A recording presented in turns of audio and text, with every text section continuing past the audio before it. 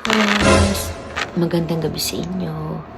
So, for today's video is nag-aaral nga pala ako ng katakana, hiragana at kanji. Actually, yung kanji is ang kanji is hindi pa ganun talaga ako kaano kasi hindi siya madali guys. Ang kanji talaga hindi madaling basahin or sulatin. So, kailangan talaga is mag-aral.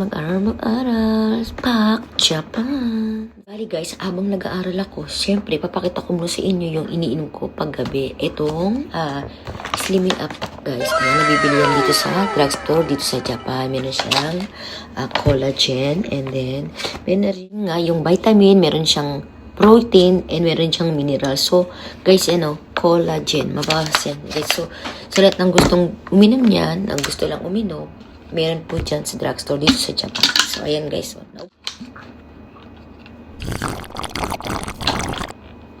Yun nga guys, habang nag-aaral-aralan tayo dito, nag-aaral-aralan. Pipiling-piling muna tayo dito. So, guys, tulog naman yung anak ko, kaya, ayan, pwede ako makapag-aral kasi walang masyadong maingay. Hindi umiiyak yung anak ko. So, ayan, maaga siya talagang nakatulog ngayon. And then, once na guys, na yun nga, sabi ko nga diba sa inyo na kailangan talaga natin matutunan yung mga bagay dito sa Japan. Katulad nga nitong pag-aaral ng kanilang salita at pagsusulat. Mahirap man guys, pero kailangan talaga eh. Hindi naman din para to sa ibang tao na gusto mo lang talagang matuto or ano. Kailangan mo rin to para sa sarili mo. Kailangan mo to para sa kinabukasan mo. Lalo na't may anak ka rito sa Japan, kailangan mo lahat yan matutunan. So, once na makikipag-communicate ka sa mga tao dito, lalo na sa mga teacher o may pupuntahan kung may paperman ka, is may alam ka kahit papano. So, yun ang ibig sabihin na kailangan natin talagang mag-aral, no? So, yun lang guys. Dahil nga, medyo talagang mahirap talaga, fight lang.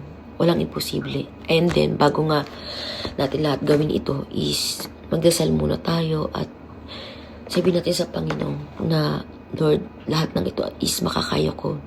Lahat to kakayanin ko. Dahil nandiyan kayo para gabayan ako. Yun. So yun guys.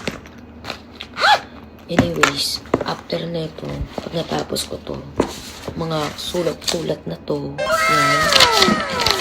Ayan. Para lang bata, diba? Pero actually nga diba nga yung mga bata nga dito, natututo.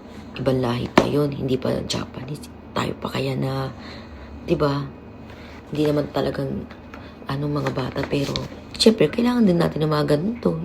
Hindi naman sa pag-ano, diba? Yun lang, guys. So, pagkatapos nito, matutulog na yun ako, guys. Dahil, alam mo na, kailangan din natin magpalakas. Kailangan din talaga natin matulog ng maaga. So, yun lang, guys. Please, follow and likes. Thank you. Bye, guys.